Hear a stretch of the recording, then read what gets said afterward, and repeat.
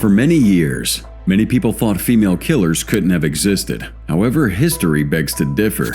Meet Elizabeth Bathory, perhaps history's earliest and most prolific serial killer. Known as the Blood Countess, she brutally murdered 650 young women from 1590 to 1610. And now let's delve into 9 more dangerous female serial killers. Number 9. Bel Gunnis. Bel Gunnis may have appeared like a lonely widow, but in reality she was a notorious serial killer responsible for the deaths of at least 14 people. November 11th, 1859. Bel was born in Norway and immigrated to Chicago in 1881. There she met her first victim, her first husband, Mads Sorensen. Gunnis and Sorensen opened a candy store, only for it to be tragically destroyed by fire. They also had 4 children, but 2 of them mysteriously died from acute colitis, a disease with symptoms suspiciously similar to poisoning. Shortly after, their home also burned down. However, Gunnis and Sorensen collected the insurance money from both incidents. July 30th, 1900. Tragedy struck again when Sorensen died suddenly from a cerebral hemorrhage. Strangely enough, this date marked the last of Sorensen's life insurance policy, as well as the first day of his new one. His widow Gunnis collected on both policies, which she could have only done on that day. Bel Gunnis left Chicago with her daughters and used her newfound wealth to purchase a 48-acre farm in La Porte, Indiana. There, she embarked on a fresh start. April 1902, she married Peter Gunnis. Oddly enough, tragedy seemed to follow her wherever she went. Peter's infant daughter from a previous relationship died, and shortly after, Peter himself also died. It seems that he was unfortunate enough to have a sausage grinder fall on his head from a wobbly shelf. The coroner labeled the incident a little queer, but believed it to be an accident. Gunnis managed to collect her late husband's life insurance policy. One person began to suspect Gunnis's true nature: her foster daughter, Jenny. Jenny allegedly confided in her schoolmates, claiming, "My mama killed my papa. She struck him with a meat cleaver, don't tell anyone." Soon after, Jenny disappeared without a trace. Gunnis claimed she had sent the girl to school in California, but years later, Jenny's body was discovered in Gunnis's hog pen. Bel Gunnis started placing personal ads in Norwegian-language newspapers. Whether it was due to financial needs or a sinister desire for murder, nobody knows. The men who did respond to her ads and arrived at her farm with significant amounts of money mysteriously disappeared without a trace. Eventually, Gunnis started having issues with a farmhand named Ray Lampier.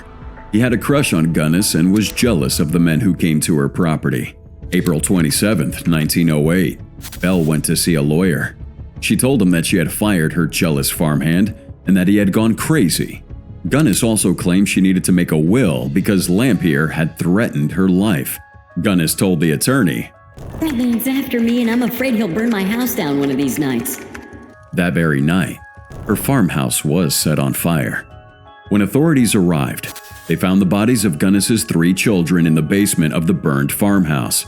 They also discovered the body of a decapitated woman, initially assuming it was Bel Gunnis. Lampier was charged with murder and arson, and the police searched the farm hoping to find Gunnis's head. Their search led to even more horrifying discoveries. In just 2 days, investigators found 11 burlap sacks containing human remains. Though not all of the bodies could be identified, they did confirm one was Jenny, Gunnis's foster daughter, who had supposedly gone to California, clearly implicating Gunnis in these crimes.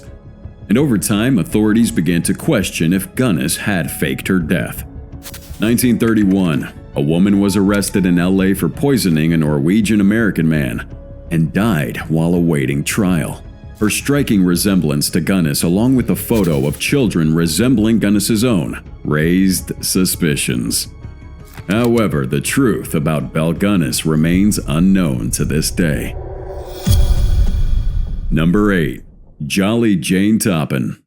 March 31st, 1854. A lady named Jane Toppen came into this world in good old Boston, Massachusetts.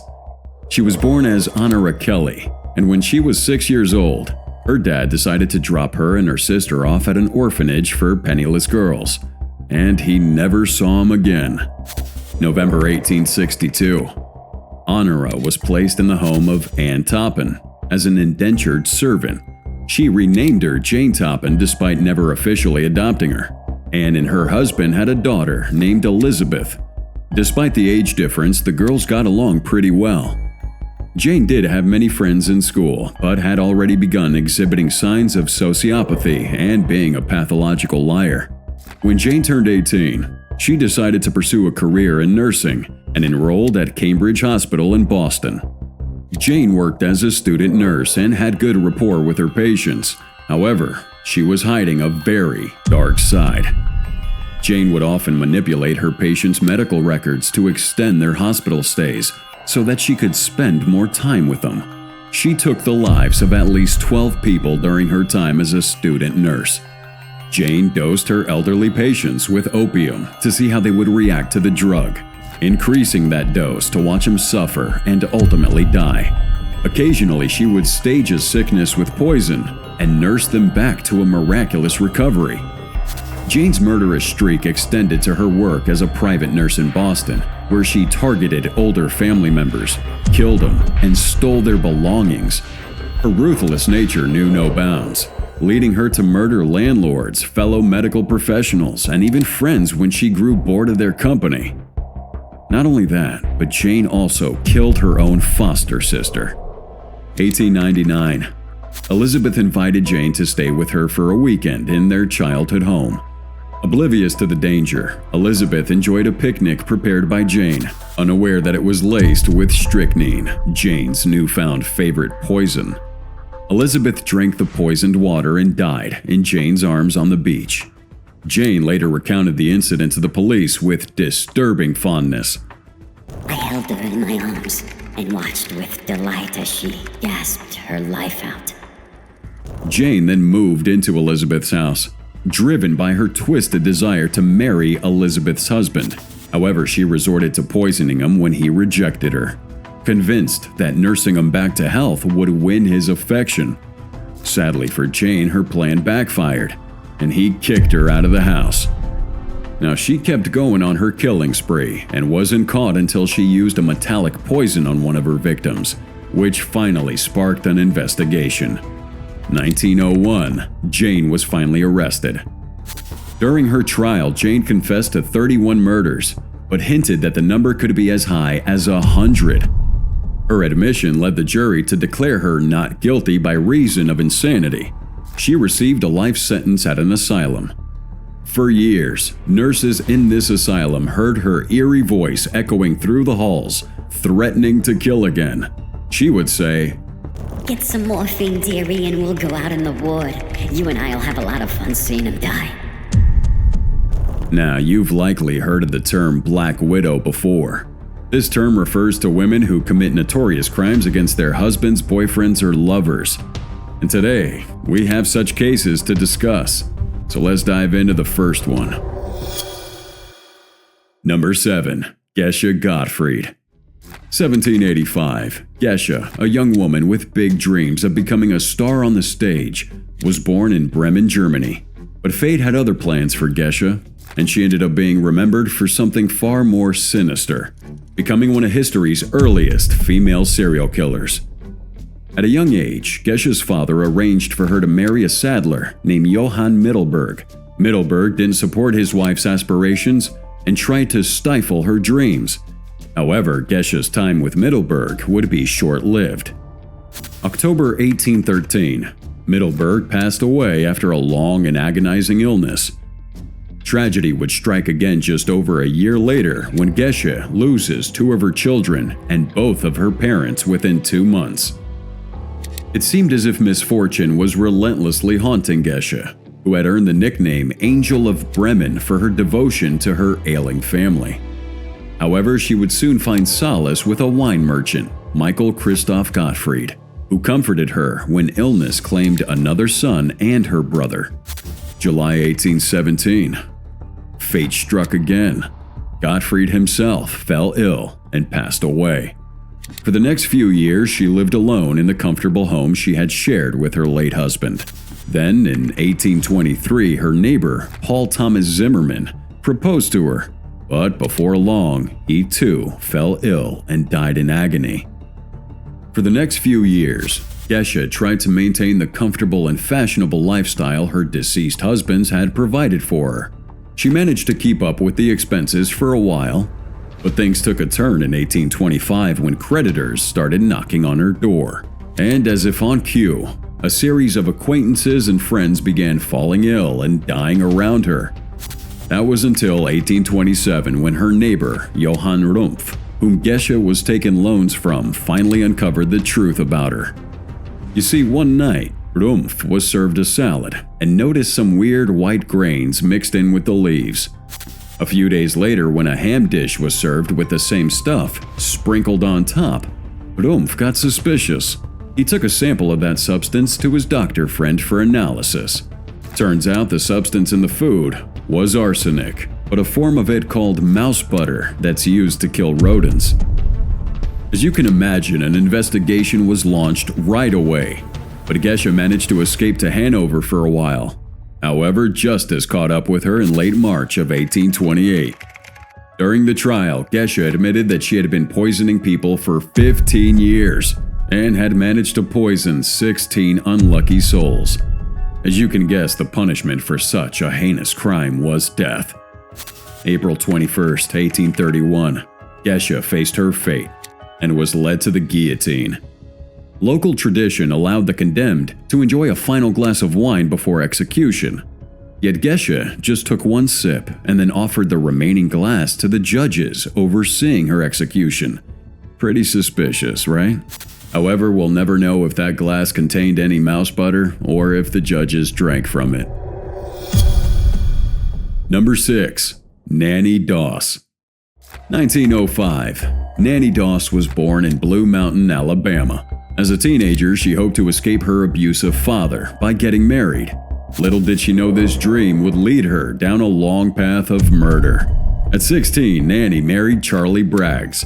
They had 4 children, but their marriage eventually soured. They lived with Braggs' abusive mother, who was much like Doss's own father. This environment may have contributed to Doss's later murderous spree. 1928. Doss and Braggs get divorced. 2 of Doss's children died under mysterious circumstances in that same year. One moment the children were perfectly healthy, and the next they were gone. A year later, Doss remarried. Her second husband was an abusive alcoholic. Despite that, their marriage lasted for 16 years. During this time, it's highly likely that Doss killed her newborn granddaughter and her 2-year-old grandson. And she didn't stop there. Her husband became the next victim. Shortly after, Doss decided to get married again, and unfortunately for her third husband, he met his untimely death in 1952.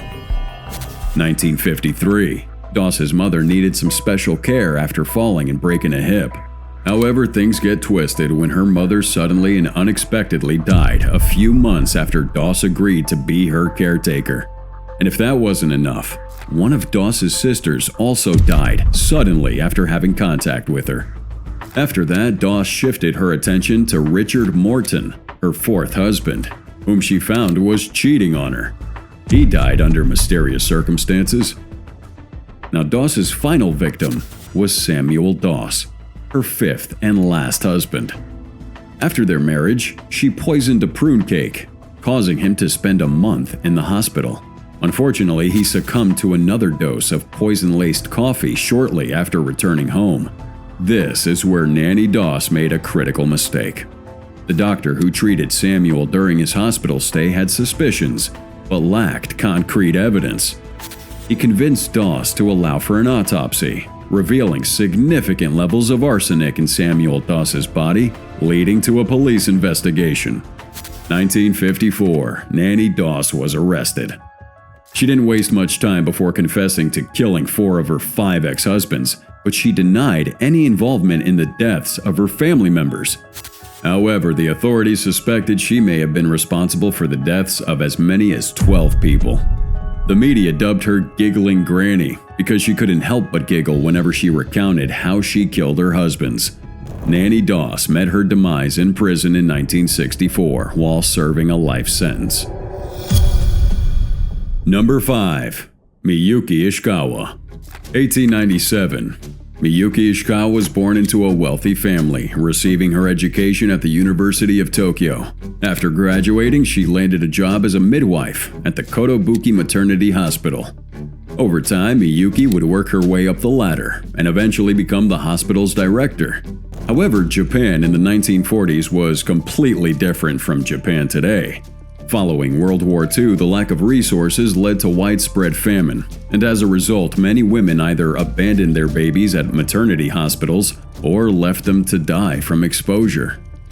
In the face of this growing problem, Miyuki Ishwa did the unthinkable. She became known as the Demon Midwife for the shocking act of murdering the babies she delivered and those under her care at the hospital. Some people viewed her actions as a twisted form of mercy, and while the exact number of victims remains unknown, experts estimate that she killed at least 103 babies, making her Japan's most prolific serial killer. Problems emerged when Miyuki Ishwa began demanding payment for her services, arguing it would cost families less than raising the child. She colluded with a corrupt doctor who falsified baby certificates to deceive the local ward office. The scheme remained hidden until 1948, when luck led to the arrest and conviction of the demon midwife. January 12, 1948. Police discovered 5 of her victims, and autopsies revealed none had died naturally, leading to her immediate arrest. However, Ishwa shifted blame to parents, claiming the children were abandoned. Surprisingly, the Japanese public supported that, resulting in just an 8-year prison sentence for her involvement in the murders. And sadly, Miyuki Ishwa was not the only woman on this list who preyed on innocent babies. Number 4. Amelia Dyer. In Victorian England, mothers had the option to pay midwives or wealthier individuals to take care of their babies in exchange for money. This was known as baby farming. Typically, these babies would be placed in new homes where they would receive loving care. Sometimes, if the mothers became financially stable, the babies would be returned to them. However, there were cases like that of Amelia Dyer, where things took a dark turn. Instead of providing care, she would callously murder these babies and use their deaths for her own financial gain. Amelia would place ads in local newspapers, posing as a married woman offering a safe and loving home for these children. The catch? She required a substantial one-time payment for her services. However, instead of using that payment to feed and care for these children, Dyer discovered a simpler way to keep the money for herself by getting rid of these children. Initially, she would overdose the babies with an opioid solution meant to calm them down. Then she would call a coroner to confirm these deaths, pretending to be shocked and grieving over their untimely demise. For nearly 30 years, it's estimated that Amelia Dyer had killed over 400 children. Researchers believe this number could have been doubled if she hadn't been caught after one careless disposal of a body. March 1896.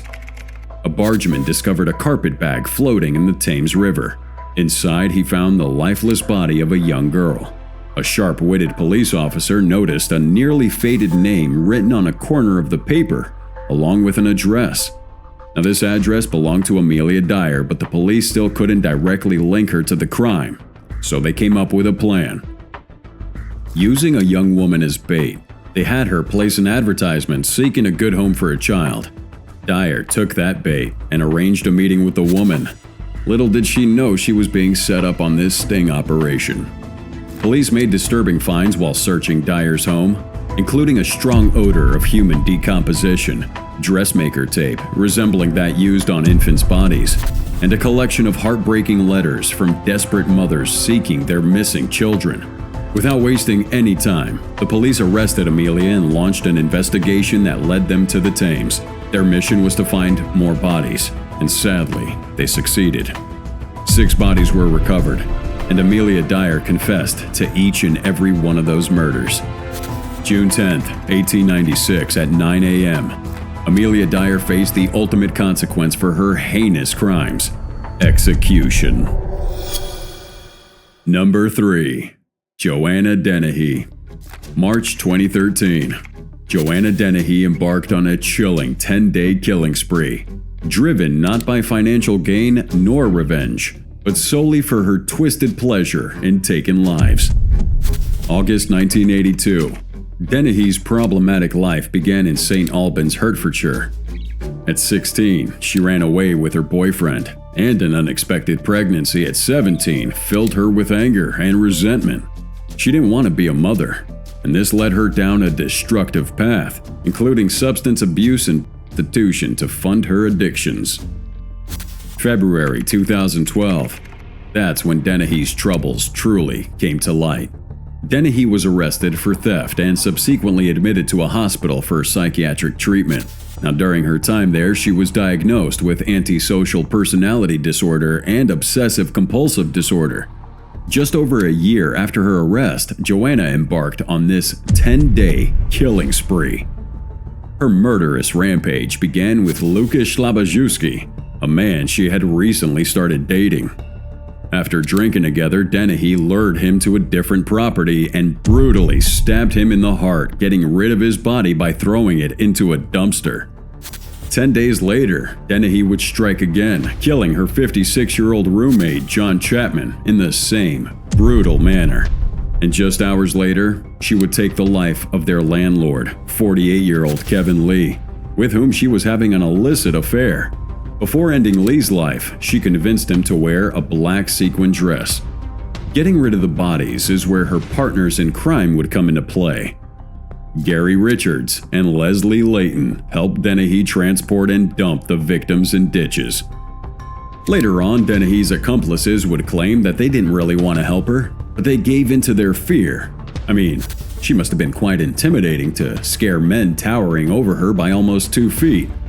Now, on their way back from dumping the last 2 victims, the trio took a road trip out west to the town of Hereford in search of more people for Deni to murder. During the drive, Deni turned to Richards and said, "I want my fun. I need you to get me my fun." Once they arrived in Hereford, they stumbled upon 2 men, John Rogers and Robin Bereza, who were out walking their dogs. Deni stabbed Bereza in the shoulder and chest, and then went on to stab Rogers over 40 times. Thankfully, quick medical assistance saved their lives, and they were able to identify her during her trial. Kevin Lee was reported missing by his family. The police eventually found him where Deni had ditched him. They identified Deni as a person of interest, but when they tried to question her, she escaped with Richards. The authorities tracked him down 2 days later. While being booked, Deni laughed, cracked jokes, and even flirted with the male police officer processing her. After pleading guilty to everything, Joanna Deni was sentenced to life in prison, and the judge ordered that she never be released. Number 2. Guan Baza. Guan Baza, also known as La Matavejitas and the Little Old Lady Killer, had gained fame as a professional wrestler. However, neither her fans nor the police had any idea that she had been secretly killing elderly women for years. Starting in 2003, Juana would gain entry into the homes of elderly women by pretending to assist them with carrying groceries or posing as a government representative offering medical aid. Once inside, she would select a weapon, such as stockings or a telephone cord, and use it to strangle her victims. After committing these heinous acts, Baza would search their homes for something to take with her. Though the crimes don't seem to have been motivated by financial gain, Guan Baza would only take a small memento from her victims, like a trophy. Criminologists initially believed the killer was probably a man with a troubled past and a confused sexual identity due to childhood abuse by an elderly family member. Eyewitness descriptions of a potential suspect seemed to support this theory. They described a person with a solid, masculine build, yet dressed in women's clothing, and so the city police started questioning every known transvestite prostitute to start their investigation. This profiling sparked outrage within the community and failed to bring the police any closer to apprehending this killer. Over the following years, Baza continued to murder numerous women until the police finally caught a break in the case. 2006, Baza strangled an 82-year-old woman using a stethoscope. As she was leaving that crime scene, a woman renting a room in the victim's house returned and discovered the lifeless body. She promptly contacted the police, who managed to apprehend Baza before she could flee the area. Now, during the interrogation, Baza admitted to strangling only one woman, claiming that her actions stemmed from a deep-seated anger towards elderly women. This animosity was rooted in her troubled relationship with her alcoholic mother, who abandoned her at the age of 12 and gave her up to an older man who abused her. Based on the evidence gathered, the police charged Baza with 16 separate murders, although it's believed she may have killed up to 50 women. She was convicted and sentenced to 759 years in prison. And number 1. Dortha Pente. January 9, 1929. Dortha was born in Redlands, California. At the age of 16, she relocated to Washington in an attempt to support herself. However, this marked the start of her chilling scheme that would claim the lives of 9 people. Pente would then go to California, where she resorted to a life of crime. Her first serious brush with the law occurred when she bounced a check, resulting in a 4-month jail sentence. Although she was supposed to stay and complete her probation, Pente chose to flee instead. She settled in San Francisco, where she met her second husband. However, her relationships were plagued by volatility, and she frequently argued with her second husband, leading to their divorce. Her other 2 marriages were also short-lived. Despite all the evidence suggesting otherwise, Dortha Pente firmly believed she could be a caretaker. In the 1970s, she opened her first boarding house in Sacramento. At that time, social workers highly regarded Pente and her boarding house. She had gained quite a reputation for taking in individuals considered tough cases, those recovering from alcoholism, drug addiction, mental illness, and even the elderly. However, what they didn't know is that behind the scenes, Pente was on a dark path that would eventually lead to murder. 1982, Pente landed in prison for forging tenants' benefit checks and stealing their belongings. Diagnosed as a remorseless schizophrenic, requiring close monitoring by a state psychologist, she still resumed running a second boarding house upon release. This time she targeted what she called shadow people, being homeless people lacking close family and friends. As time passed, some of these shadow people began to vanish. Strangely enough, nobody seemed to notice. Even probation officers who paid visits to Puente's house accepted her explanation that these people residing there were merely guests or friends, not paying tenants. 1988. Suspicions about Pente first arose when one of her tenants, Alvaro Montoya, went missing. Montoya had mental health issues and had been homeless for years. Unlike other people who stayed at Puente's boarding house, someone was keeping an eye on Montoya. Judy Moyes, an outreach counselor for Volunteers of America. She became suspicious when Montoya went missing. Despite Puente's explanation that Montoya went on vacation, Moyes couldn't believe it and called the police.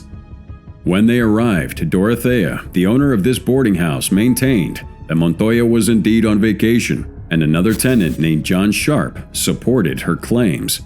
However, just as the police were about to leave, Sharp discreetly handed him a message. "She's forcing me to lie for her." The police decided to conduct a thorough search of the house. Despite their efforts, they found nothing suspicious. They then requested permission to dig up the yard. Surprisingly, Pente not only granted him permission, but also offered an extra shovel. She even asked if she could buy him coffee while they dug. The police agreed and the digging began. Meanwhile, Dortha would make a swift escape to LA.